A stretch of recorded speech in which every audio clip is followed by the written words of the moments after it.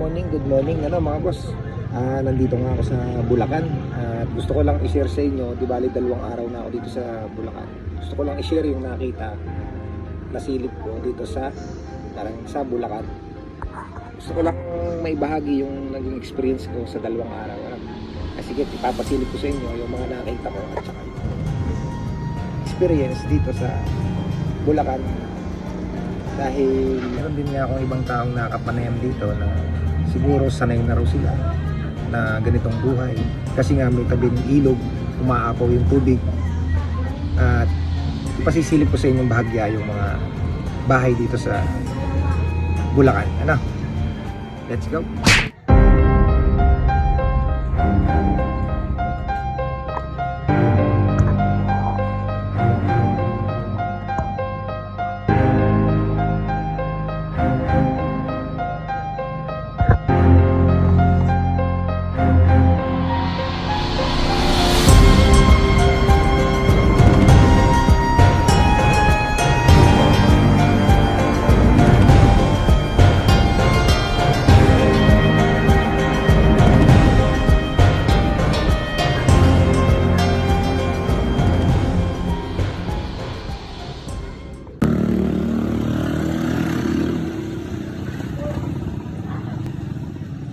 Boss, yung mga konting pasilip lang.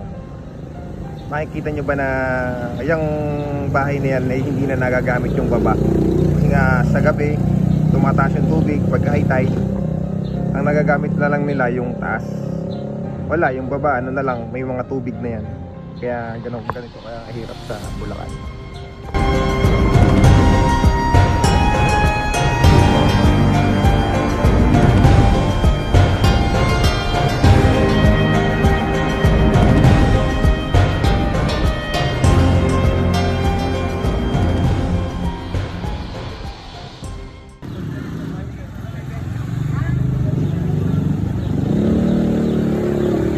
Magandang hapon mga boss. Di bali nandito nga ako sa kalsada ng Hagonoy at hapon na.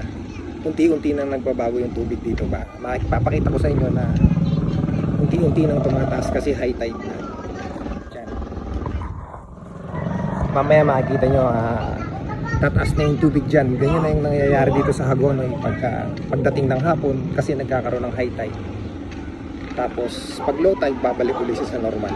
Kaya mamaya pasisilip ko sa inyo yung unti-unting bubaba na nangyayari dito sa Hagonoy sa Bulacan.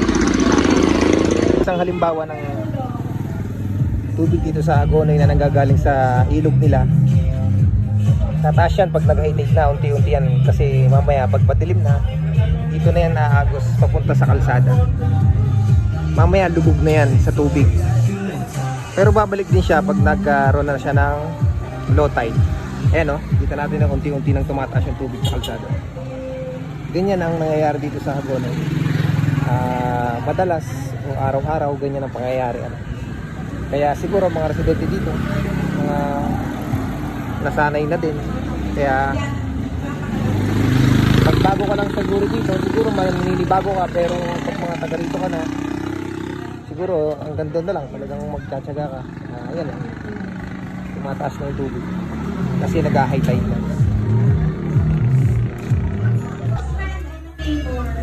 May anten ko.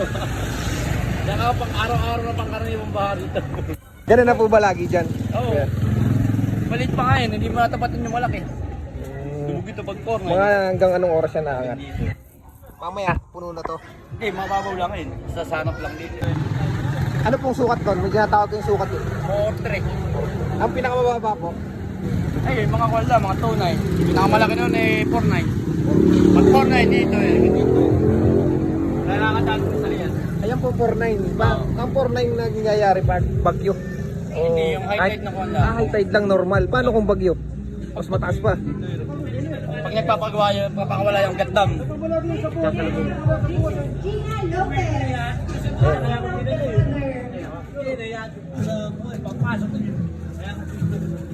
Tumataas na siya. Yan, tumataas na yung tubig. Umaapaw na sa kalsada.